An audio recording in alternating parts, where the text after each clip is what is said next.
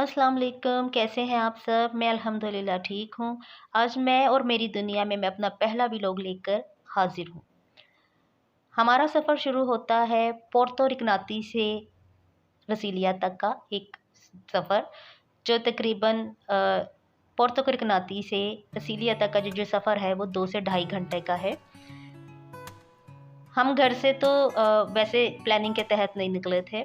हम घर से थोड़ी ग्रोसरी के लिए निकले थे, लेकिन रास्ते में थोड़ा-सा प्लान चेंज हो गया ब्राज़ीलिया जाने का। मैं बहुत ज़्यादा सोच में पड़ गई थी कि मुझे जाना चाहिए या नहीं जाना चाहिए, क्योंकि मैं किसी भी तैयारी के साथ नहीं आई थी, क्योंकि मुझे यहाँ लोकल ग्रोसरी करनी थी, घर की सब्जियाँ वग़ैरह लेनी थी। और अचानक से जब इस तरह का कोई लंबा प्लान बन जाता है तो आप सोच में पड़ जाते हो, क्योंकि आपने कोई तैयारी नहीं की होती। ना कपड़े उस तरह के होते हैं, ना आपके शूज़ उस तरह के थे। बहुत देर सोचने के बाद मैंने डिसाइड कर लिया, ठीक है हम चलते हैं।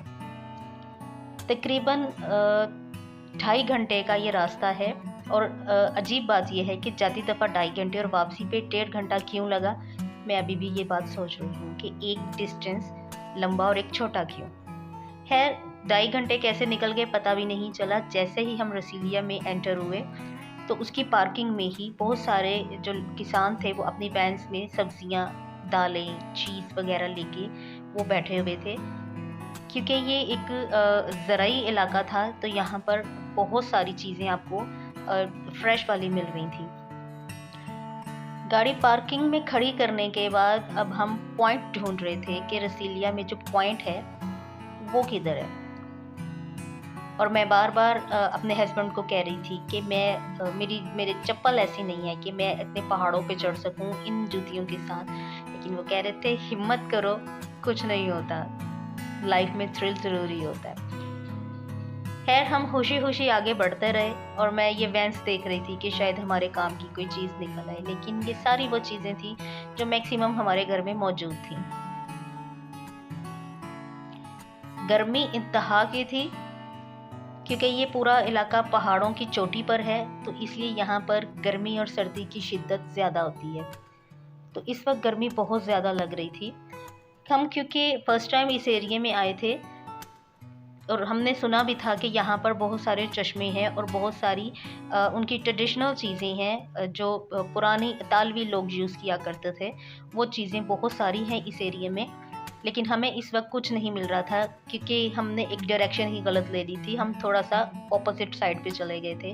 और जैसे ही मेरे हस्बैंड ने बोला कि यही है वो सारा एरिया, तो मैं बहुत मायूस हो गई कि हमें इतनी दूर से और इतना दिल में इतनी कुछ चीज़ें लेके आई हूँ, और यहाँ पर मुझे सिर्फ़ ये सड़कें ही मिलेंगी और ये पौधे मिलेंगे। ये पौधे और सड़कें तो हमारे अपने एरिया में भी मौजूद हैं। और बार-बार मेरे हस्बैंड एक ही बात कह रहे थे कि यही चीज़ें हैं, जितनी चीज़ें कैप्चर करनी है तुम कैप्चर कर लो। जैसे ही हम थोड़ा-सा आगे गए तो वो घना जंगल शुरू हो रहा था, जहाँ से मुझे बहुत डर लग रहा था, क्योंकि यहाँ पर कोई भी इंसान नहीं मौजूद था, सिर्फ़ चश्मे की आवाज़ें थी और परिंदों की आवाज़ें आ रही थी। मैंने अपने हस्बैंड को बोला कि नहीं, मुझे नहीं आगे जाना, हम वापस चलते हैं। जैसे-जैसे आगे जाते जा रहे थे, पसीने से हम नुचड़ जा रहे थे, क्योंकि गर्मी बहुत थी। और मैं बार-बार अपने हस्बैंड को बोल रही थी कि मेरे से इतनी चढ़ाइयाँ नहीं चढ़ी जा रही, क्योंकि देखने में सड़क सीधी लग रही है, लेकिन ये एक चढ़ाई चढ़ने वाला एक ये जगह थी, जिस पे बहुत चढ़ते हुए साँस बहुत चढ़ा था, क्योंकि गर्मी बहुत थी, तो इस वजह से थोड़ा ज़्यादा फ़ील हो रहा था।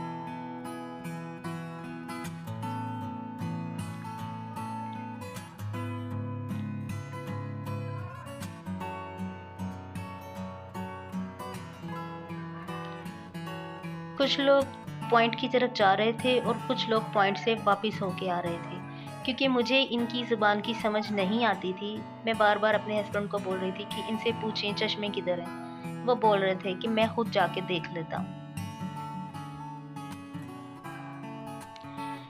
थोड़ा और बुलंदी पे जाने के बाद आखिरकार हमें वो पॉइंट मिल गया, जहाँ पर बहुत सारे टूरिस्ट थे, जहाँ पे बहुत सारे रेस्टोरेंट्स थे, जहाँ पर छोटी-छोटी चीज़ें थी, स्टॉल्स लगे हुए थे। तो देख के थोड़ा-सा हौसला हुआ कि खाली जंगल नहीं है, कुछ पॉइंट वगैरह भी हैं यहाँ पर। कुछ ऐसे लोग भी नज़र आ रहे थे जो यहाँ के रहायशी थे, और कुछ ज़्यादातर टूरिस्ट थे। मेरे लिए ये सारी चीज़ें नई थी और मैं इधर-उधर घूम-घूम के देख रही थी कि मेरी नज़र अचानक सामने चश्मे पे पड़ गई, जिसको देख के मैं बेइंतहा खुश हो गई, क्योंकि ये चश्मा मैंने बहुत दफ़ा वीडियोज़ में देखा हुआ था और मेरी दिली ख्वाहिश थी कि काश मैं कभी इस एरिया में आ सकूँ। और जैसे ही मैंने ये चश्मा देखा, मेरी खुशी की इंतहा नहीं रही, क्योंकि ये वीडियोज़ मेरे पास मोबाइल में भी सेव थी। इंतहाई ठंडा और साफ़ पानी था, जिसको सिर्फ़ आप हाथ लगा सकते थे, आप इसमें पाँव नहीं रख सकते थे। लेकिन मैंने थोड़ा-सा कोशिश करके मैंने पाँव डिप किए थे, जिससे मुझे मेरे हस्बैंड डाँट रहे थे कि ये पीने वाला पानी है, इसमें पाँव मत डालो। थोड़ा-सा और आगे जाने के बाद जैसे ही थोड़ा-सा हम अंदर गए हैं, तो वो जो पुरानी ट्रेडिशनल गलियाँ थीं इटली की, वो मुझे नज़र आनी शुरू हो गईं, जो एक इंतहाई खूबसूरत नज़र आ रही थीं।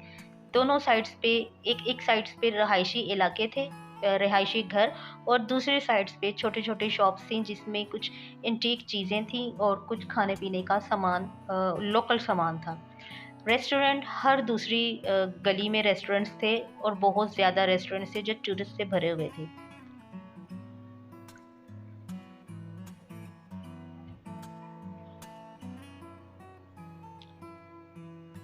मेरे हस्बैंड क्योंकि पहले भी इस जगह पे आ चुके थे, तो वो बार-बार मुझे गाइड कर रहे थे कि यहाँ पर कौन-सी चीज़ किधर मिलती है।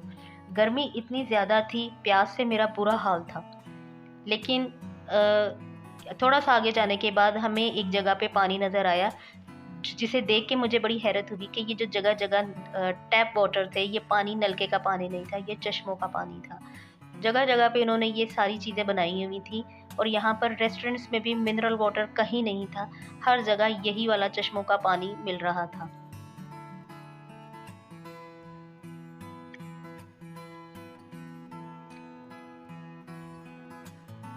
थोड़ा-सा आगे जाने के बाद जब हम दूसरी साइड पे आए, तो ये यहाँ पर ये जो टूरिस्ट थे, ये एक छोटी-सी गली है जहाँ पर दोनों तरफ पर टूरिस्ट बैठे हुए थे और यहाँ पर बहुत सारी खाने-पीने की दुकानें थीं, जहाँ पर मैक्सिमम हराम चीज़ें मिल रही थीं। 90 परसेंट हराम चीज़ें होती हैं यहाँ पे और 10% आपको दूसरी चीज़ें भी मिल जाती हैं। तो हमने यहाँ से खाना-पीना अवॉइड किया, क्योंकि यहाँ पर थोड़ा-सा मसला हो जाता है।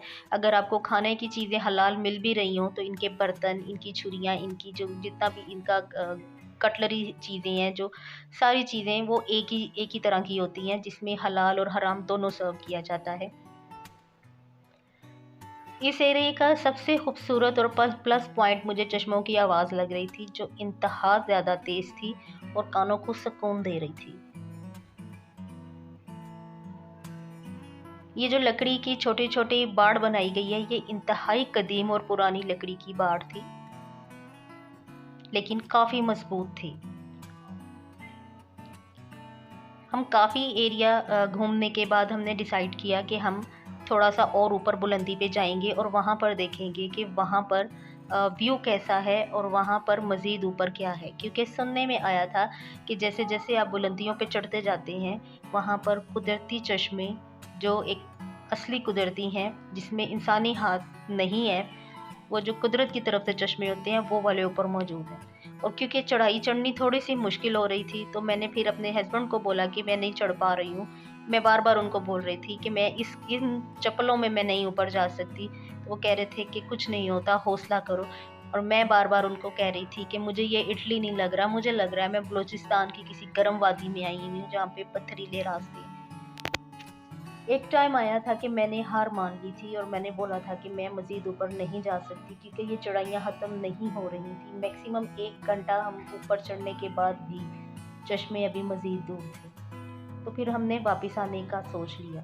वापसी पर क्योंकि ढलान थी और पाँव बहुत फिसल रहा था, तो बहुत आराम से हमें नीचे आना पड़ा, क्योंकि बैलेंस नहीं रुक रहा था और मेरे पाँव बहुत ज़्यादा फिसल रहे थे। जो चढ़ाई मैंने 1 घंटे में चढ़ी थी, वो मैंने कोई 1.5 घंटे में लगा के हम वो नीचे उतरे थे, क्योंकि रास्ता बहुत ज़्यादा नीचे को स्लिप करने वाला था।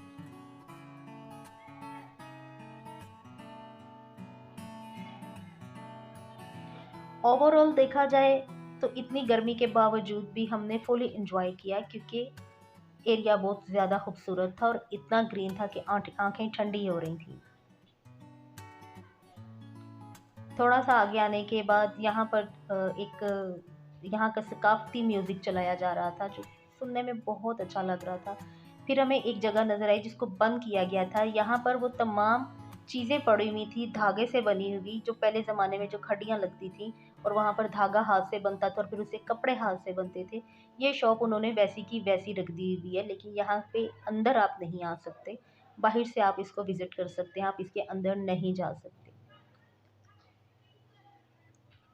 इससे थोड़ा सा आगे जाने पे आपको एक और शॉप मिलेगी जहाँ पर इन्हीं खड्डियों से बना हुआ कपड़ा और धागा और घर के इस्तेमाल की जितनी भी चीज़ें होती हैं जो कपड़े से बनी हुई होती हैं, यहाँ पर उन्होंने सेल के लिए रखी हुई थी। यहाँ पर आप तो चाहें तो खरीद चीज़ें सकते खरीद हैं भी और सकते चाहें तो हैं सिर्फ और उसको ना देख के चाहें ही खुश तो हो सिर्फ सकते आप हैं। अपने कैमरे में ये सारी चीज़ें कैप्चर कर भी सकते हैं। बाहर निकलने क्योंकि के बाद यहाँ पर टूरिस्ट मेरे ज़्यादा आते हस्बैंड हैं, गाइड कर तो रहे थे आम कि जगहों से मज़ीद मुझे ज़्यादा ऐसा कौन इन सा चीज़ों के ऐसी रेट्स चीज़ थे है जो हिस्ट्री के जो लोग नज़दीक है, खरीद नहीं रहे थे, सिर्फ जिससे देख रहे एक थे। हिस्ट्री की खुशबू आती है, तो मैं वो आगे भी थोड़ा कैप्चर सा करना चाह आगे रही थी। जाने के यहाँ पर बाद एक मुझे एक और जैसे मैं शॉप आगे आई नज़र हूँ आई। तो वहाँ पर एक शॉप थी उसको कैप्चर करना थोड़ा जिसमें सा मुश्किल था तमाम क्योंकि पुराने उसको जूते थे जो देखने उस भी नहीं दौर दे के रहे थे लोग ठीक यूज़ से, क्योंकि करते उसके थे। अंदर वो सारे तमाम उन्होंने जुतियाँ वहाँ पड़ी पर थी जो उस दौर के रख दिए हुए अतालवी थे, लोग लेकिन पहना आप अंदर करते नहीं जा थे। सकते तो थे हमने क्योंकि थोड़ी सी बाइट से वो देखी और एरिया फिर हम बंद था और आगे यहाँ हो गए पर और इतनी बेशतर कदीम एरियाज शूज़ थे ऐसे कि वो थे कभी देखे भी जो नहीं गए ज़्यादा थे अभी कदीम तक। थे, उसको उन्होंने बंद कर दिया हुआ था टाइम काफ़ी टूरिस्ट हो के गया हुआ लिए। था और गर्मी वहाँ पर बहुत हो जाना गई उनके थी, लिए तो मुनासिब हमने नहीं सोचा था कि क्योंकि अब यहाँ पर वापस जाना टूरिस्ट चाहिए बहुत क्योंकि ज़्यादा 2.5 थे घंटे वापस के हो और गए। लेकिन कुछ हैरत जगहें मुझे क्योंकि तब हुई जब कदीम जगह वापसी के थी तो 2.5 इस घंटे वजह की से वो बजाय 1.5 उन्होंने घंटे में हम सील घर कर दिए पहुँच हुए गए। थे। और मैं और बार मैं बार अपने बार-बार पाँव अपने अपने हस्बैंड को हस्बैंड को दिखा अपने रही पाँव थी कि दिखा रही बगैर थी कि कहे चलने आप की मुझे वजह लेके से आए मेरे हैं और पैर मेरे स्वेल हो पाँव गए, मुझे छाले पड़ गए। दर्द कर रहे हैं, और मैं ये बोल लोग रही